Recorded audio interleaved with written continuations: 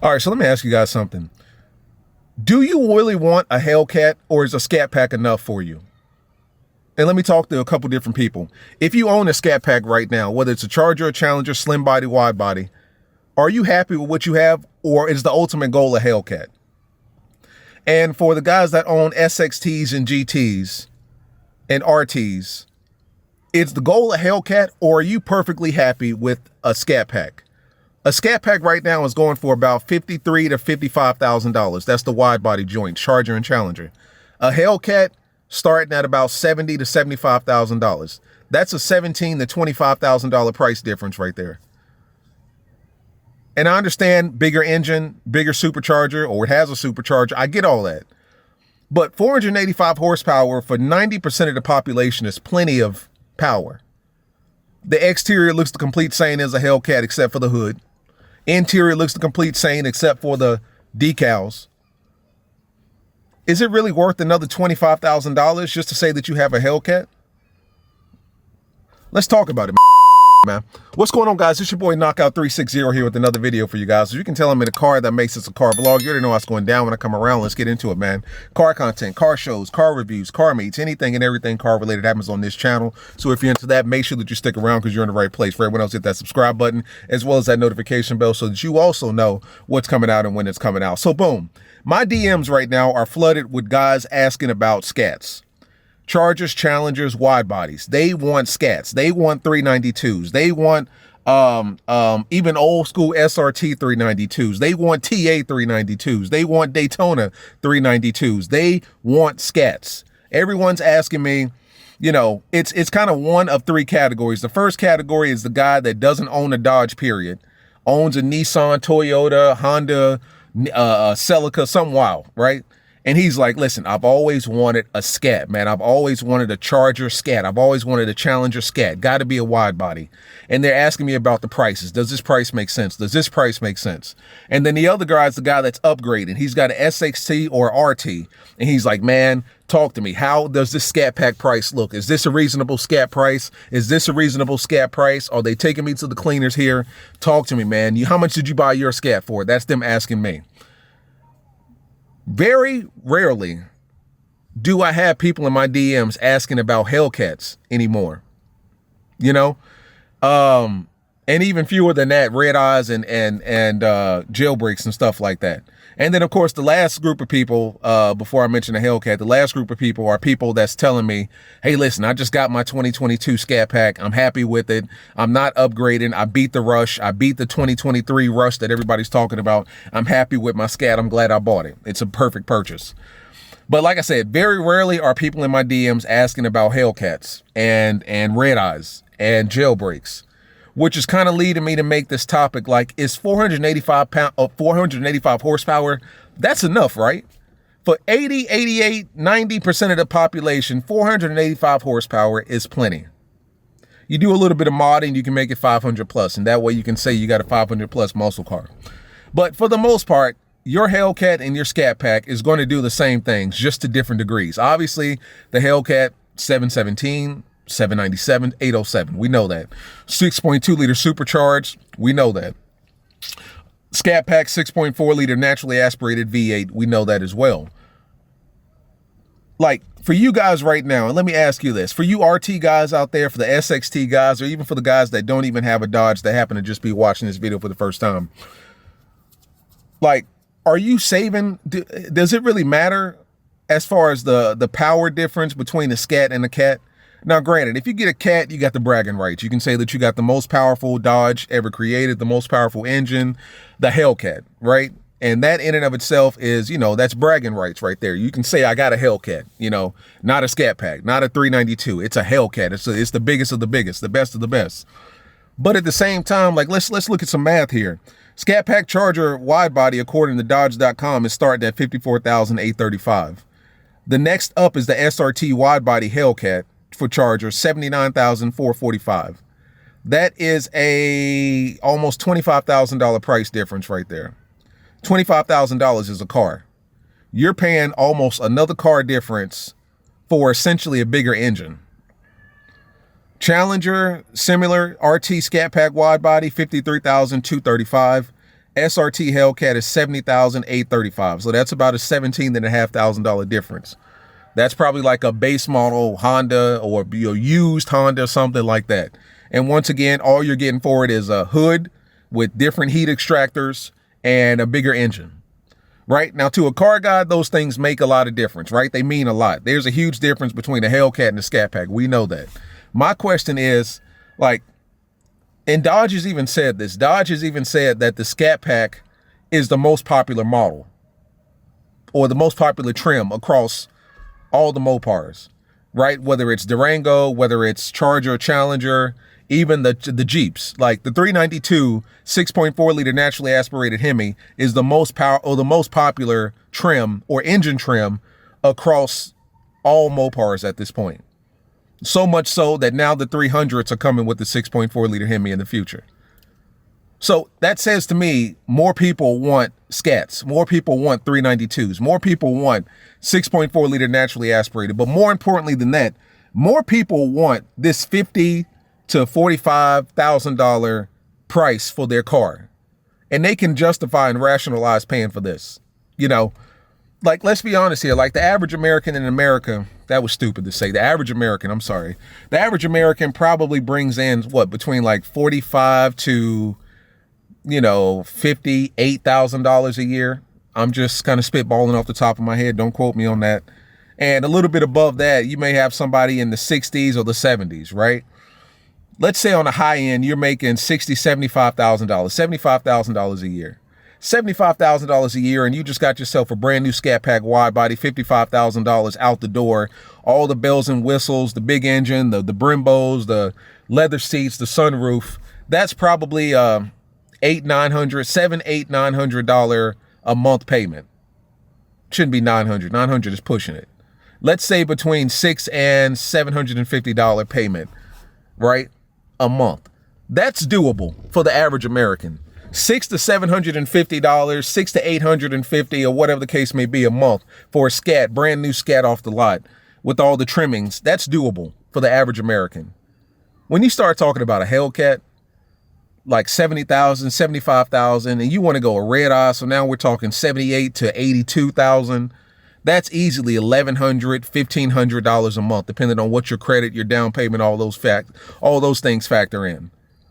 You're essentially paying, I mean, let's just be real here. That's a mortgage payment for a car, or rent payment. Like in Charlotte, the rent has jumped up to like $1,400, $1,500 a month in Charlotte. Like that's unfortunately the average. I bought my house in 2014, 2015, really early on, really early on.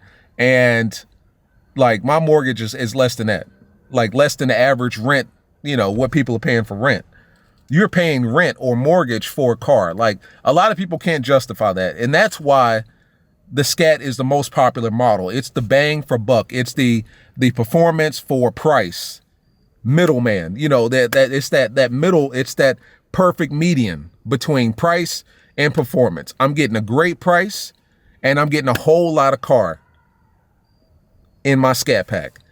And that's why a lot of people like and love Scats over Cats. That's why when you go to car meets, you're going to see 8, 9, 10, 20 Scats and then 3, 4, 5 Hellcats. And I know a lot of the Hellcat guys feel like, that makes me superior. That sets me apart, because I have a Hellcat and you don't. I get that. Owning a Hellcat, you do have the bragging rights, right? I mean, owning a Hellcat 717, 797, 807, there's probably only 5% of the cars on the road that can beat you, right? I mean, you're talking about the top of the line Camaros, you're talking about top of the line Mustangs, top of the line AMGs, top of the line Lamborghinis. When you get a Hellcat, you are without a doubt in a whole nother territory. Let's be real here. Scats, you're in the upper echelon of middle America, if that makes sense. Like you're in the upper echelon of that middle area. There are still cars out there that can give us a run for our money, like the Mustang 5.0s, the Camaro SS. You tune those cars up, they're right with us neck and neck. But realistically, guys, a lot of people aren't taking their Scats to the track or to the strip. A lot of people just want their shit to look good and sound good and go fast when they wanted to do that. And that's what a ScatPack does. It does that very well. I've heard arguments that Scats sound better than Cats because it's a naturally aspirated engine as opposed to a supercharged engine. You know, I've heard that argument. I've heard that argument that our 6.4 Hemis sound better than 6.2 liter supercharged, right? They sound louder, a little bit deeper, whatever the case may be. I'm not agreeing nor denying that. I'm simply saying I've heard people make that argument. So if you're going to say that, then you're saying the Scats sound better, they're cheaper, and you can do more with them depending on what your money situation is looking like. I mean, like I said, from Scat to Cat, $17,000 to $25,000 difference. If you went and got a Scat and you took that difference between the Scat and the Cat, that money, and you put it under the hood of your car, you got a Hellcat. And now with the direct connection that's coming out here soon for the Scats and Cats, you can realistically turn your 485 horsepower Scat into a 668 horsepower damn near Hellcat. And you've done it for much cheaper, you know? So it's one of those things, like, if you want a performance, like, I don't know when this video is going to drop. I know when this video is going to drop, but I don't know when the video I'm referencing is going to drop. But there's a guy that comes to the car meets in Charlotte. He has a SRT 392. And, you know, those came out in like 2015. SRT 392 Challenger, twin turbo, 426 Hemi in it. It's putting down, I think he said 12 pounds of boost. He said if he wanted to, he could, you know, tune that thing up to 1100 horsepower. Once again, guys, that's essentially a 392 right there. Well, it's a 392 body, and then what he's done with it, he's taken it up to a 426. But instead of him going and get a Hellcat, he took the difference between the Scat and the Cat and he put it under the hood of the car. Now he's got a monster. He's got a monster for a fourth of the price, not necessarily a fourth of the price, but less than a Hellcat. So that's why Scats are more popular right now, is because they're affordable, they're powerful, but yet they give you everything that you've ever wanted. Because a lot of guys that are coming to Scats are either coming from RTs, 375 horsepower, grossly underpowered if you ask me, or they're coming from like a V6 or not even with Dodge to begin with. Maybe they had a damn Corolla. I know one guy that owned a Toyota Camry, and he went and got a Charger ScatPack, and he's like, I've never had this much power in my life. I'm like, I understand. Like, you drove a Corolla. I'm sorry, you drove a Camry. You know what I'm saying? Like, I've never seen a Camry going fast ever, you know? So to come from a Camry to a Scat, you damn right you're getting the best power ever. I get that. But it's just one of them things, like, that ScatPack is just so beautiful, right? I mean, the price to performance, that median, is just mwah. And then you got all of the different trims. You can get the TA 392. You can get the Shaker 392. You want to go old school with it, get that Shaker so that you can see the hood. You can see the engine. Every time you hit it, you can see that. You can't even see that with the Hellcats. You know, it's almost like Dodge gave people more options with the 392 than they did the Hellcat. I mean, if you're familiar with the last call models, what do we got now? We got the Super B, we got the Ghost, or is that the Hellcat? That may be the Hellcat. Super B, oh man, I can't even remember off the top of my head. But I just feel like there are more trims, more options, more packages with the 392s than there are Hellcats. With Hellcats, it's just Hellcat or Red Eye or Jailbreak. But with 392s, you can do so much with it, man. I mean, they got the old school SRT 392s, the Scats, the Daytonas, TAs, Shaker, the Super B at this point. There are a couple options. There are quite a few options, man, that you can do with the 392. And it's a really powerful platform. And Dodge has squeezed out about as much power out of the 392s as they possibly could.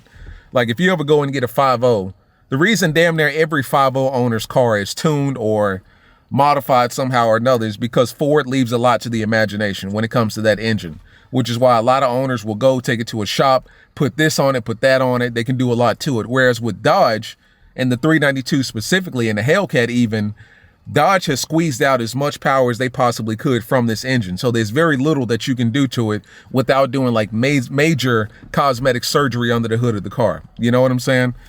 And I mean, I know guys that are driving Scats for $29,000. I got a homeboy up in Virginia who bought his Scat. It was a 2019, and it had 43,000 miles on it. He got that thing with military, and I think he's a first responder as well, $29,000. And he's got that thing looking stupid good. $29,000. You will never see a Hellcat less than, what, 55, 60? You know what I'm saying? 70,000? Well, 55, 60, 60 plus. You know, so my question is, are you happy with your ScatPack? Are you happy with the ScatPack? Or is the Hellcat still the standard, the gold standard that everybody wants? That's a good question, man. Talk to me, man. I feel like ScatPacks are more widely available than Hellcats. I feel like when you go to the dealership, you're more likely to see 5, 6, 7 Scats as opposed to maybe 1 or 2 or 3 Hellcats. You know, you can do a lot more with a 392 than you can a Hellcat. I feel like, you know, that's just my personal opinion. Talk to me, guys. Is the Hellcat still the gold standard, or is the ScatPack the gold standard? And maybe we just never, you know, verbalized that or accepted that. I love my ScatPack, and I know you guys love your ScatPack as well. So talk to me. As always, it's your boy Knockout 360 here, man. I can't even talk. I'm going to go ahead and get out of here because I'm tired and I'm hungry. So I'll see you guys in the next one, man. Peace.